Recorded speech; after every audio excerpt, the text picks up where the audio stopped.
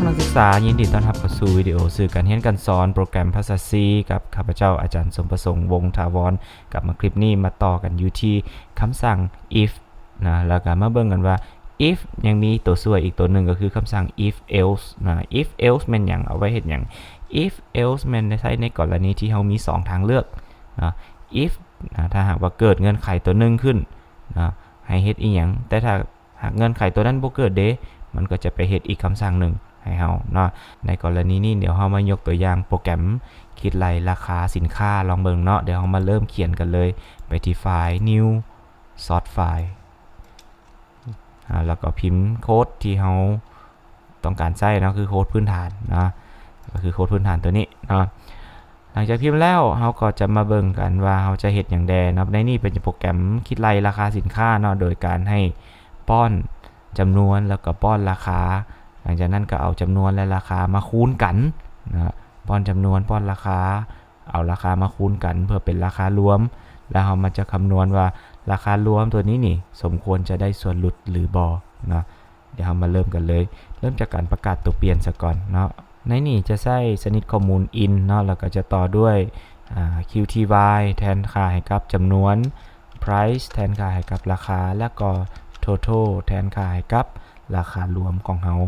แล้วก็จะประกาศอีกตัวเปลี่ยนหนึ่งเป็น float เนาะเพื่อรับค่าเอา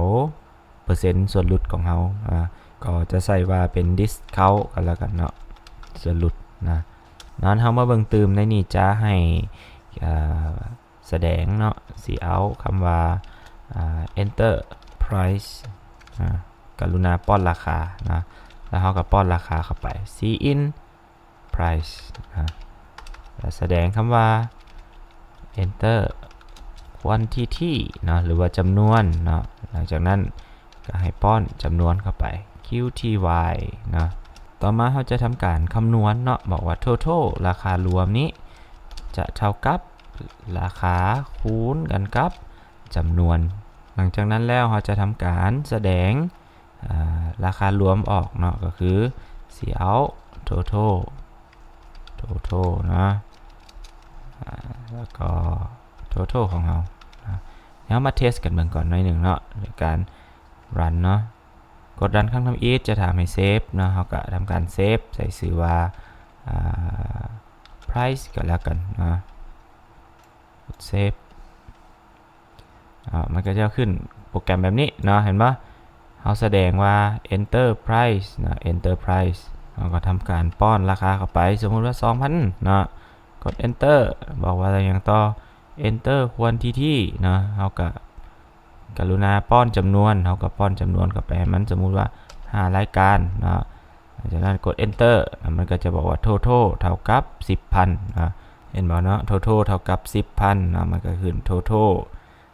10,000 นี่มาจากไส 10,000 ก็มาจากตัวเปลี่ยน total ตัวเปลี่ยน total มาจากไสตัวเปลี่ยน total ก็ได้มาจาก price คูณ qty เนาะ price มาจากไส price ก็มาจาก 2,000 ที่เราป้อนเข้าไป qty ก็มาจาก5ที่เราป้อนเข้าไปเอา price กับ qty เอา 2,000 กับ 5 มาคูณกันผลที่ได้เก็บอยู่ตัวเปลี่ยน total แล้วก็นำมาแสดงนี่เราก็จะได้แล้วโปรแกรมคิดไล่สินค้าแบบง่ายๆวันนี้เรามาเบิ่งเติมว่าในกรณีที่เราอยากคำนวณส่วนลดนะว่าจะได้ส่วนลดเท่าใดนะสมมุติว่าเราจะให้คำนวณส่วนลดว่าถ้าหากว่าราคารวมตัวนี้เนาะ total ของเรานี่มีมูลค่ากาย 100,000 แม่นจะได้ส่วนลดอยู่ 5% เนาะแต่ถ้าหากว่าต่ำกว่า 100,000 เนาะก็จะได้ส่วนลดอยู่ 0% เนาะหมายความว่าซื้อครบ100,000ขึ้นเมื่อเนาะก็จะได้ส่วนลด 5% แต่ถ้าว่าต่ำกว่า100,000ก็จะได้ 0% เนาะเดี๋ยวเรามาเบิ่งกันว่าเราจะใช้คำสั่ง if else กันจังได๋เราก็จะเขียนคำสั่ง if เนาะ total ใหญ่ก่อนเท่ากับ 100,000 ตามเงื่อนไขที่เรากำหนดไว้วงปิกาเนาะแล้วเราก็จะบอกว่า discount นะ discount ของเราเนี่ยมีค่าเท่ากับ 0.06 ก็คือ 6%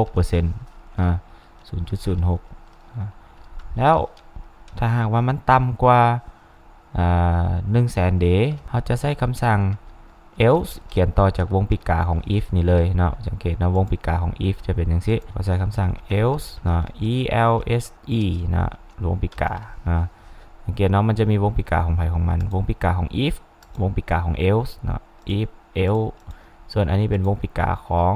main เนาะอย่าลงกันเนาะวงปีกาของ main นะ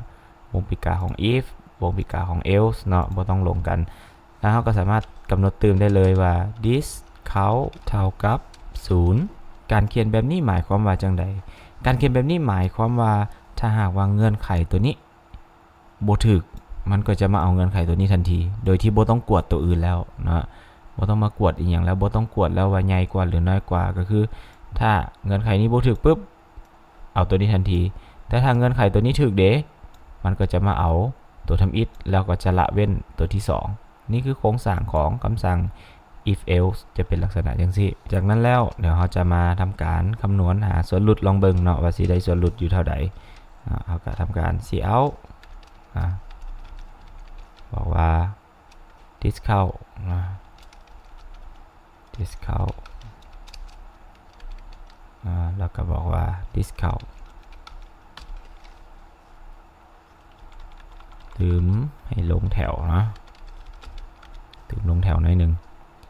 เดี๋ยวมาเบิ่งกันเนาะกด run ใส่เข้าไปแมน50,000 สมมุติเนาะแล้วก็สินค้าอยู่3รายการสมมุติว่าซั่นเนาะกด enter นะเราสังเกตบ่ว่า